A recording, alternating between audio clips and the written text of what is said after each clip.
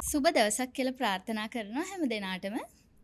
ඔබේ මනසේ පසුගිය වැඩසටහන තුලින් අපි ડિප්‍රෙෂන් සම්බන්ධව කතා කරා.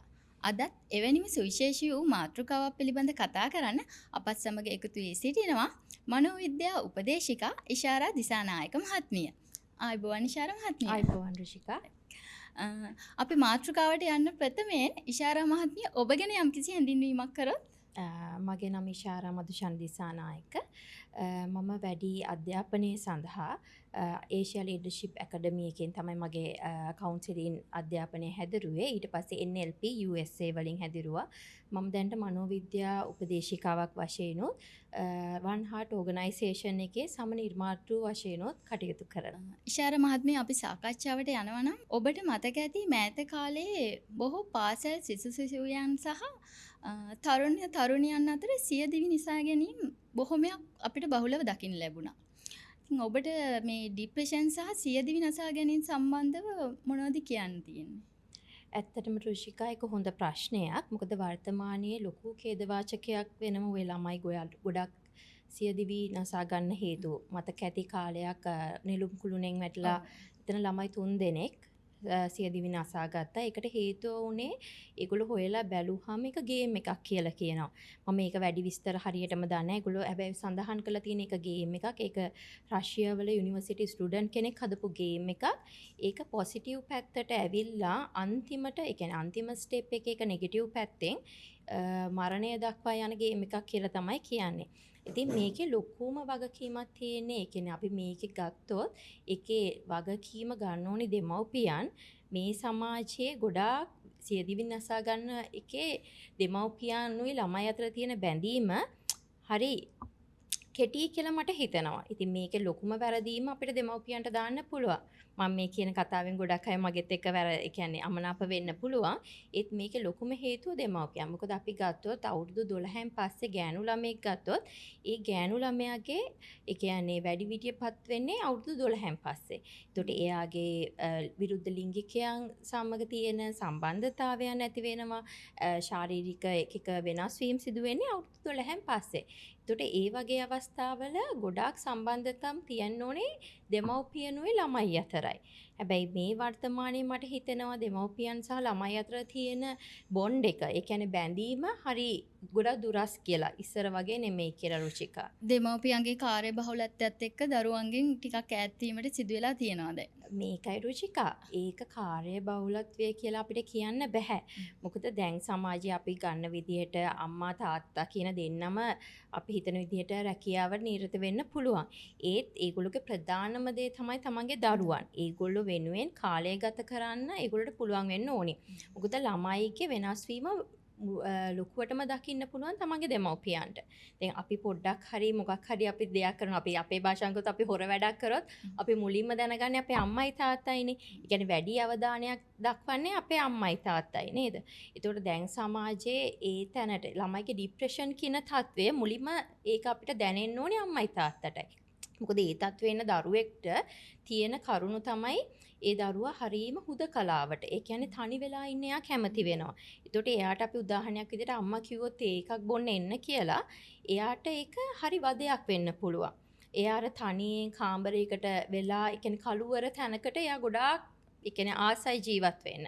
ඉතින් ඒ වගේම තමයි ඉස්කෝලේ යන්න කැමති වෙන්නේ නැහැ.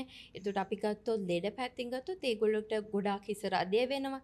සැරින් සැරේ බඩේ අමාරුව හැදෙනවා. ඉතින් මේ වගේ දේවල් කියන්නේ අම්මා කෙනෙක්ට දැක ගන්න පුළුවන් වෙන්න ඕනි රුචිකා. ඒ දැන් සමාජයේ ගත්තොත් අම්මා තාත්තා කියන අය මට පේන විදිහට ඒ කියන්නේ රැකියාව කළ ගෙදර ආවත් ඔය සෝෂල් මීඩියා කියන තැනයි ස්මාර්ට්ෆෝන් කියන තැනයි නිසා ඒගොල්ලෝ ගොඩාක් බලන තමන්ගේ වැඩ ඉවර වෙලා ටග් ගාලා Facebook එකට යන්නයි ඒ දේවල් බලන නිසා ළමයි අතර තියෙන ගනුදෙනුව ඒගොල්ලෝකින් දුරස් වෙලා තියෙනවා කියලා මට හිතෙනවා. තමන්ගේ දරුවා ගැන හොඳ අවධානයෙන් බැලුවොත් ඔබටත් තේරෙවි ඔබේ දරුවට මෙවැනි තත්ත්වයන් තියෙනවාද කියලා. දෙමාපියන් වශයෙන් දරුවෙක්ට මේ වගේ තත්ත්වයක් ඇති වෙලා කියලා මේ දෙමාපියන් දැනගන්නේ කොහොමද? මෙහෙමයි රුචිකා ඒක අපිට දැනගන්නේ ඒ වගේ දරුවන්ට ගොඩක් වෙලාවට හරියටම කේන්ති යනවා. පොඩි දෙයටත් කේන්ති යනවා. ඒ වගේම තමයි ඒගොල්ලෝ කියන්නේ ළඟම කටේ දෙමව්පියන් තමන්ගේ යාළුවන්ගෙන් ඈත් වෙලා ඒගොල්ලෝ තනියෙන් ඉන්න තමයි බලන්නේ. ඉතින් ඒ වගේ ළමයිට හැමතිස්සෙම අර ජීවිතේ එපා වෙලා මට තනියෙන් ඉන්න ඕනි. ඒ වගේ දේවල් වලට ඒ කියන්නේ ඒක කියන්නත් ගන්නවා. අනේ අම්මේ මට තනියෙන් ඉන්න දෙන්න. ඉතින් ඒ වෙලාවට තමන් දෙමව්පියන් වශයෙන් හොයලා බලන්න පුළුවන් මොකක් හරි මෙයාට ප්‍රශ්නයක් තියෙනවද. මොකද ගොඩාක් ප්‍රශ්න වලට හේතුව තමයි මේ වයස සීමාව කියන්නේ ඕනම කෙනෙක්ගේ අලුත්ම ජීවිතයක් ආරම්භයක් නේ. ගෑනු ළමෙක් වේවා පිරිමි ළමෙක් වේවා අවුරුදු 12 16 කියන්නේ ඒ ළමයිගේ ජීවිතේ පටන් ගන්න කාලේ. ඉතින් එතකොට ඒගොල්ලෝ තමන්ගේ දෙමව්පියන් තමන්ට ආකර්ෂණය වෙන්නේ නැත්තම් තමන් ගැන හොයලා බලන්නේ නැත්තම් විරුද්ධ ලිංගිකයන් සමග සහ විරුද්ධ කට්ටියත් එක්ක ඒගොල්ලෝ විශ්වාස කරන්න ගන්නවා. ඉතින් ජීවිතේ ගොඩාක් හැරහුම් ලක්ෂයක් වෙනවා. ඉතින් ඒ තැන්වල සමහරට දෙමව්පියන්ගෙන් ඒ කියන්නේ ඒගොල්ලොට උදව්වක් නැති වුනහම සමහරට හොඳම යාළුවෝ ඔය අපි කියන්නේ බෙස්ටි බෙස්ට් එක සංකල්පයක් කියලා. ඉතින් ඒගොල්ලෝ කියන දේ තමයි හරි දේ. ඒගොල්ලෝ කියන තමයි ඒගොල්ලෝ මොකක්ද කියන්නේ ඒක වැරදි දෙයක් වෙන්න පුළුවන්.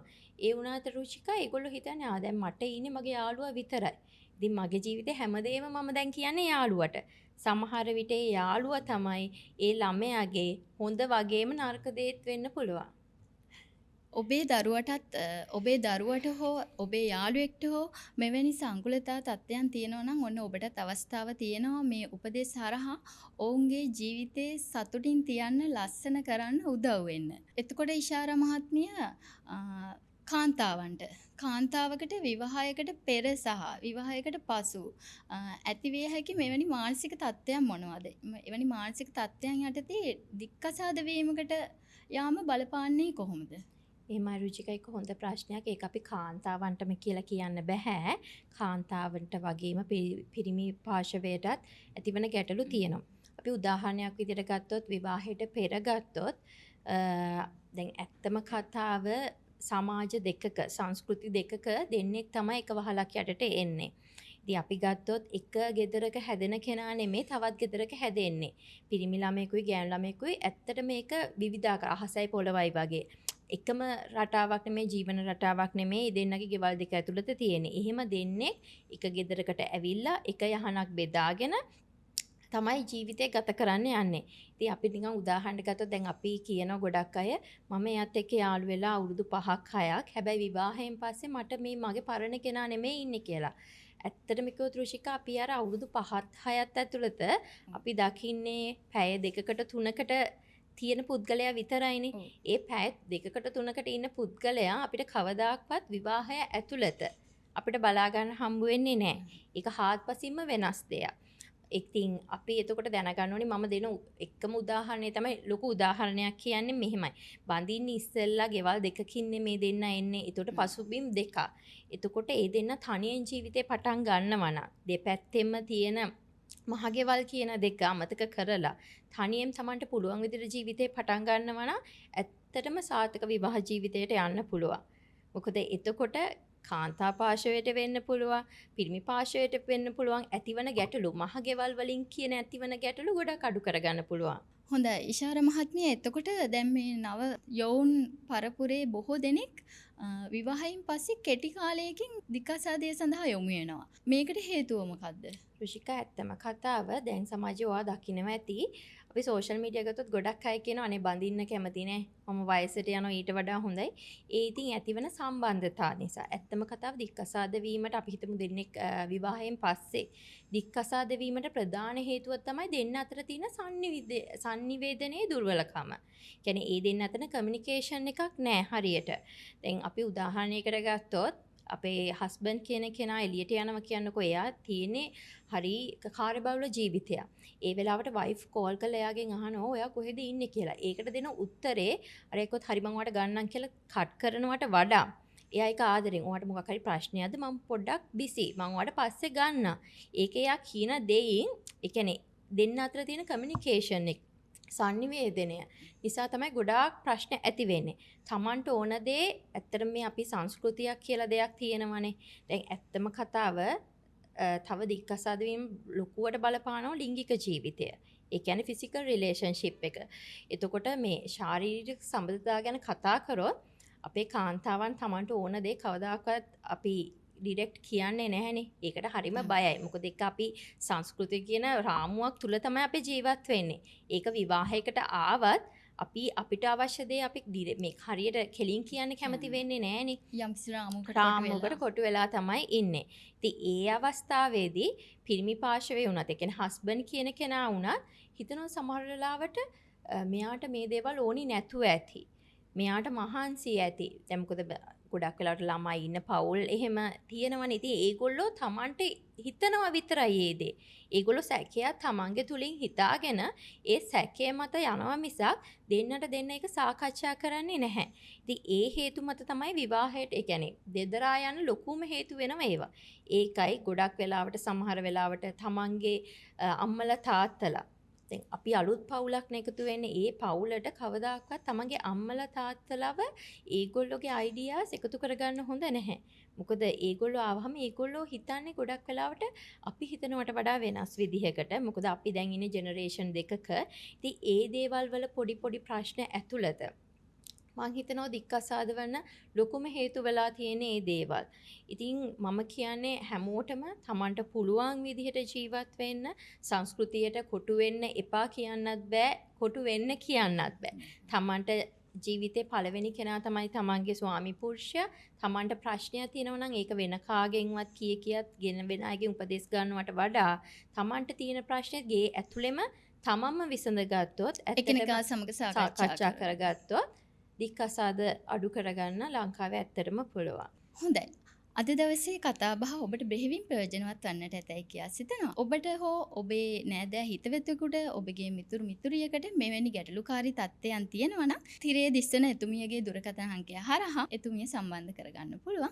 ඉෂාර මහත්මිය ඔබටත් බෙහෙවින් ස්තුතියි අද දවසේ අපේ වැඩසටහන සමග සහභාගී වුණාට. නැවත වැඩසටහනකින් සම්බන්ධ වෙන බලාපොරොත්තු වෙන ඔබේ නිවසින් අපි සමු ගන්නවා. ආයුබෝවන්.